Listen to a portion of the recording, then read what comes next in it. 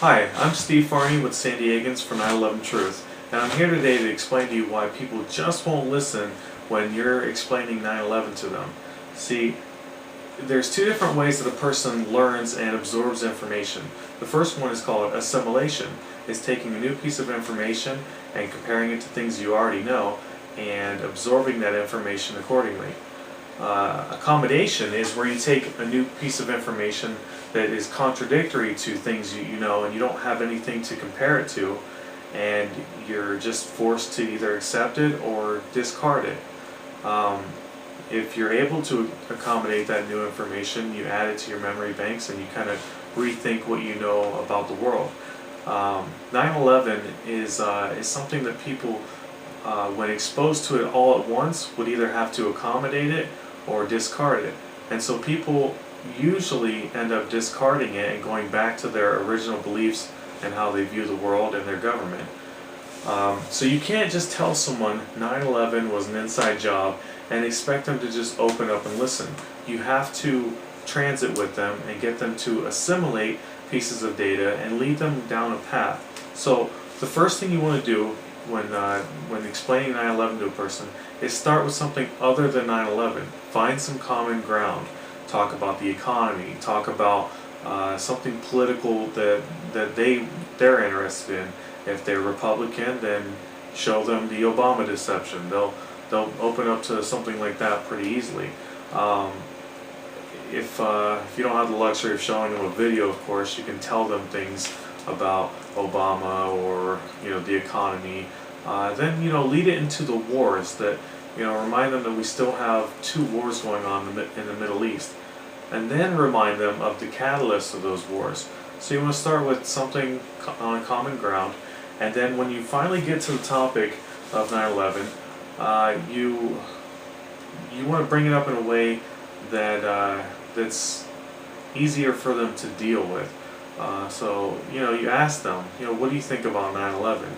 Don't just tell them your personal beliefs on it. Ask them what they think, and then once you get a feel for where they're at and what their views are, you can start to tell them strange things about 9/11. Like, well, it's weird that we attacked two countries that the alleged hijackers didn't even come from. I mean, most of them were Saudi Arabian. And then tell them, inform them that there's never been a criminal investigation into 9/11. See, that's my trump card that I use up front when talking to people about 9/11, is that there's never been a criminal investigation. I mean, 3,000 people died.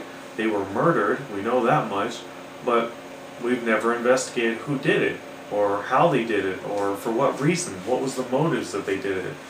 And people might think for a second, well, what about the 9/11 Commission? Did they investigate it? Tell them no. The 9/11 Commission came out and they wrote a book.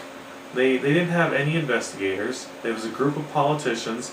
They had an outline, and they said on day one, we're not looking to place blame on anyone. So what kind of investigation is done where they're not looking to place blame? Certainly not a criminal investigation. Then take them a little further down the rabbit hole. One thing you want to use up front, because people will generally use defense mechanisms, and when people start asking you tricky questions, they're looking for a way out of the conversation. They're looking for reasons on why they can discount the information that you're giving them that's so contradictory to what they know.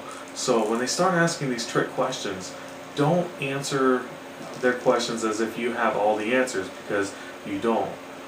Let's face it, there's some answers that we as a movement will not get until there's a criminal investigation done.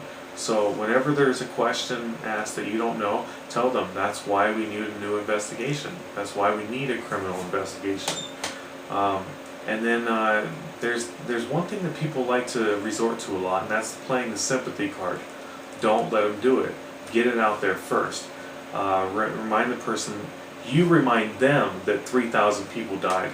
Don't let them tell you, this is terrible, 3,000 people died, and you're like saying it was the government that killed them. It's like, No, don't give them that option or that way out. You tell them 3,000 people died and it's never been investigated. Don't you think that, and remind them that there's people in New York, in the New York City Coalition for Accountability Now, nyccan.org, who are calling for a new investigation. So we want to satisfy the victims' family members. We want to investigate 9/11 and figure out if it was actually a legitimate reason to go to war with two countries who, even on the official version, didn't produce the hijackers. You gotta kind of take it slow, step by step. When they ask you, well, what happened to all those people? Because that's a question I get asked a lot. You tell them, I don't know. That's why we need a new investigation. And they're like, what hit the Pentagon? We don't know. We don't have any video evidence showing a plane. There's no debris outside. The eyewitnesses said there was no plane wreckage inside. So I don't know what hit the Pentagon, but there was certainly a lot of video confiscated that we would like to see released. When they say who did 9/11, because they're looking for either sometimes people will ask you that because they legitimately just want to know all the answers, and other times people will just ask you that so that you'll say, well, it was Bush, and they're like, yeah, right, and they'll walk away. But you tell them there's no possible way we could know everyone who was involved in 9/11 because it's never been criminally investigated. And always take them back to that point. And then, once you get through the conversation, tell them, hey, we need your help to get this investigated, and it's your future at stake. Remind people that 9/11 is not over. It's not in the past. We're still fighting two wars, and the military-industrial complex is looking to invade Iran, Pakistan, Turkey, North Korea, and God knows who else. So this isn't something that's just going to go away and it's in the past. This country said we will never forget, and it's like we've already forgotten, and we're still fighting the wars as a result of it. So it's going to take an effort from all of us uniting to get a real investigation and put an end to these wars. So remind people, well, take them through the steps of finding common ground. Use the sympathy card. Use the keep reminding them why we need new investigation, and make it relevant to them. Some people will say, who cares? It's in the past. It doesn't affect me, because they can't see how it affects them. These wars are costing us trillions of dollars, and now the government is financing them through these bailout packages, where they're creating money in the form of debt right now that they're going to be passing on to our children to pay back to the government just to finance the wars that we're in right now. So this is directly impacting them. They just can't see it yet. Anyway, I hope that some of this information helps you along your path and talking to people and getting them to open up a little bit. Try not to hit people with too much information up front, and take it slowly. Don't offer information that you don't have. Don't speculate. Don't name names. I mean, the way I put it when people try to force me to speculate, I tell them, you know what? There's no way we can ever have those answers without an investigation.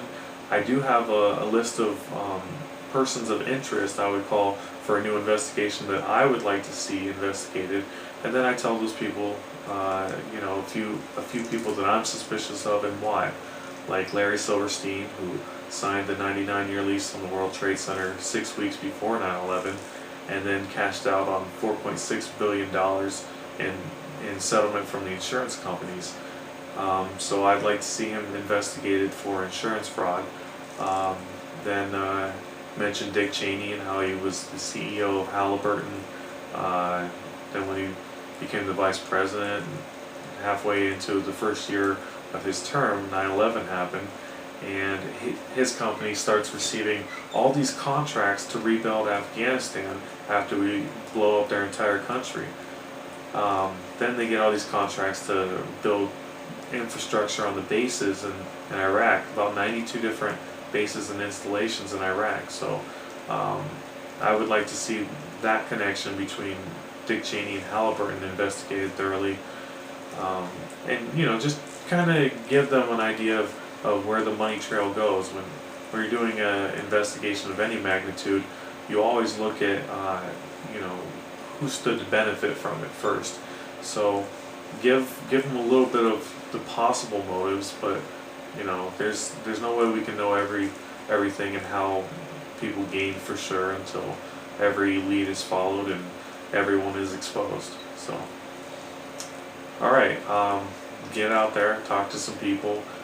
Trial and error is the best way you're going to find to figure out what works for you and what gets people to listen. But I've done a lot of groundwork. I've done a lot of outreach here in San Diego. I've worked with people at Architects and Engineers from 9/11 Truth, brilliant group there. I've worked with people, pilots, officers, some of the most brilliant minds that you could ever imagine. So we've kind of figured out what works and what kind of process to go through when talking to a person. And I hope that you're successful in doing your outreach, because I'm not the only one that we need more than just me and a few people here and there doing this to get our new investigation and put an end to these wars and the madness. Thank you. If you want any more information on our organization, visit sd911truth.org. And feel free to leave me any comments and message me, and I'll help you out with any other questions you might have. Thank you. Steve Klein.